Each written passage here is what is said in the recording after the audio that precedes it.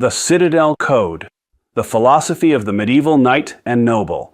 Chapter 3. Loyalty, the chain that binds.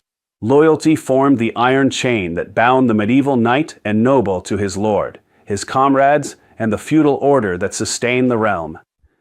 In an age of shifting alliances, constant warfare, and fragile political structures, loyalty was far more than polite allegiance. It was the glue holding society together. Betrayal constituted spiritual treason, a sin that could stain a bloodline for generations and invite divine judgment as well as earthly ruin. For the knight standing watch on the citadel's battlements or kneeling in its chapel, loyalty was not an abstract ideal, but a daily, lived reality that demanded sacrifice, discipline, and unyielding resolve. The foundation of this loyalty lay in the solemn ceremony of homage and the oath of fealty. A knight seeking to enter or affirm service would appear before his lord bareheaded and unarmed, a sign of complete submission. He knelt, clasped his hands as in prayer, and extended them to the Lord, who enclosed them in his own. In this posture of total vulnerability, the knight swore his oath: to be faithful, to serve in valor, to defend the Lord's honor and lands against all enemies, and to observe his homage completely, in good faith and without deceit. The oath was often sworn upon holy relics or the Gospels, making it a sacred bond before God as well as men. The Lord, in turn, accepted the homage and granted protection and land in exchange. This mutual exchange created a personal, sacred contract that elevated loyalty beyond mere employment to a profound moral and spiritual duty. Inside the citadel, loyalty manifested in countless practical acts of service. The knight trained squires with patience and rigor, passing on not only martial skills, but the understanding that their future oaths would bind them as tightly as his own. He stood long watches on cold towers, scanning the horizon for threats to his lord's domain.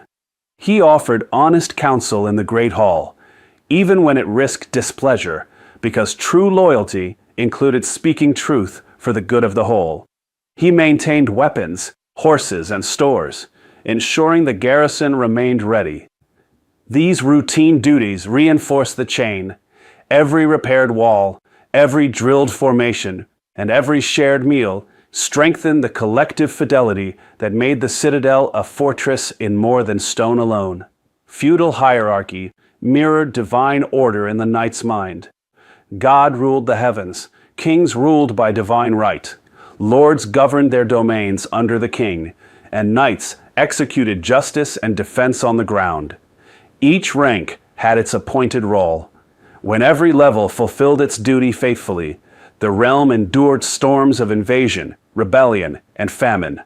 Disruption at any link, whether a knight's disloyalty or a lord's injustice, threatened the entire structure. The knight understood this interconnectedness deeply.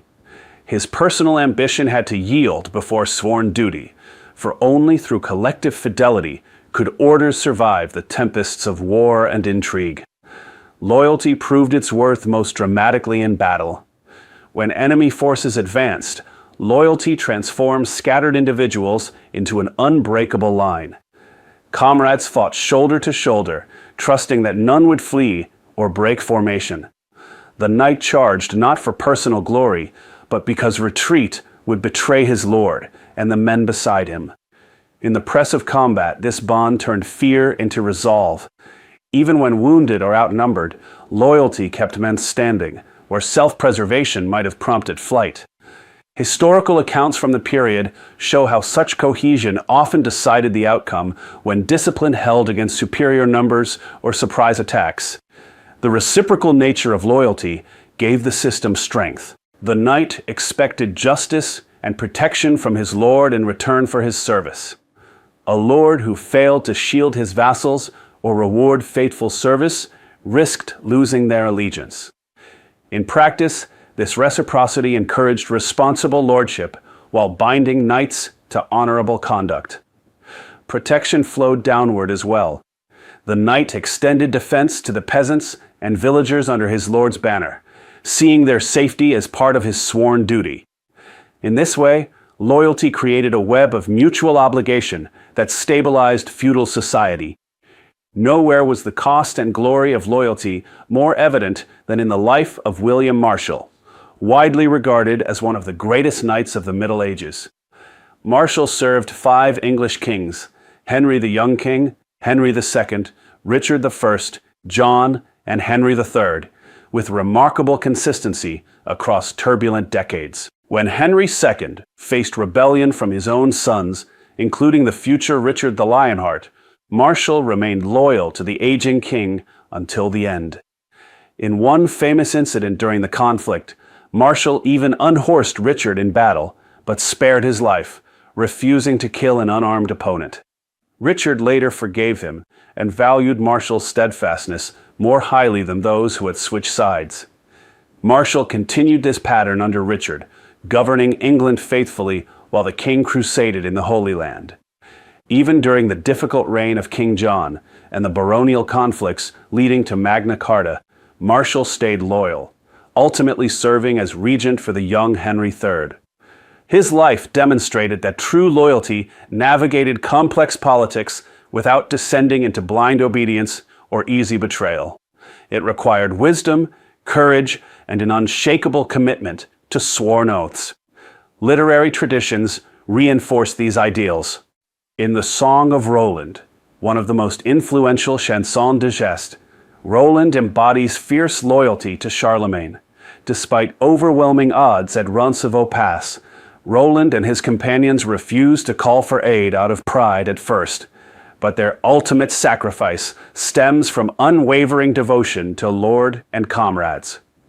The friendship between Roland and Oliver highlights another facet: loyalty among peers, where companions fought, argued, and forgave one another, yet never abandoned the cause. Such tales, recited in Citadel halls during feasts, inspired knights to emulate these virtues and reminded them of the eternal shame awaiting those who broke faith. During sieges, loyalty faced its sternest test. When an enemy army encircled the citadel, cutting off supplies and bombarding the walls, fear and despair could easily take root. Yet loyalty transformed these trials into moments of collective resolve. Knights rationed food, repaired breaches under fire, and led sorties to disrupt besiegers. They comforted the civilians sheltering inside and maintained discipline among the garrison. The knowledge that abandonment meant betraying lord, comrades, and the sacred oath sustained them through hunger, disease, and exhaustion. Successful defense often hinged more on this unbreakable spirit than on superior numbers or fortifications alone. Loyalty extended beyond the grave in a knight's worldview. A knight who died faithfully in service earned honor for his lineage and prayers for his soul. Conversely, betrayal brought lasting infamy. Families of traitors could face confiscation of lands, loss of titles, and social ostracism. This long-term consequence reinforced the gravity of the oath. Young squires raised in the citadel absorbed these lessons daily, watching how senior knights balanced personal interests against sworn duty. They learned that loyalty was not weakness, but the highest form of strength, the strength that held civilization together when chaos threatened. In times of peace, loyalty expressed itself through diligent governance and counsel. The knight advised his lord honestly on matters of justice, estate management, and defense. He ensured taxes were collected fairly, and that the weak received protection. These quieter duties were no less important than battlefield heroics. They maintained the order that made warfare less frequent and less destructive. Ultimately, loyalty stood as the central chain in the chivalric code. Without it, courage became mere bravado, honor an empty boast, and piety a private comfort disconnected from communal responsibility. The knight inside the stone citadel understood that his armored strength gained true purpose only when placed in faithful service.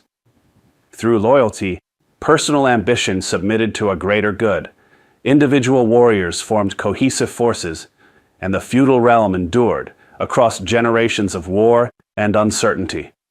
This virtue, sworn upon relics and lived in daily obedience, transformed the potentially chaotic world of armed nobles into a structured society capable of defending faith, land, and the innocent. The chain that bound the knight to his lord also bound him to something higher, the divine order reflected in earthly ranks. In fulfilling his oaths with steadfast heart, the knight and noble not only secured his own soul, but contributed to the stability of the realm under God. In the torchlit halls and wind-swept battlements of the Citadel, loyalty remained the quiet, unyielding force that made all other virtues possible.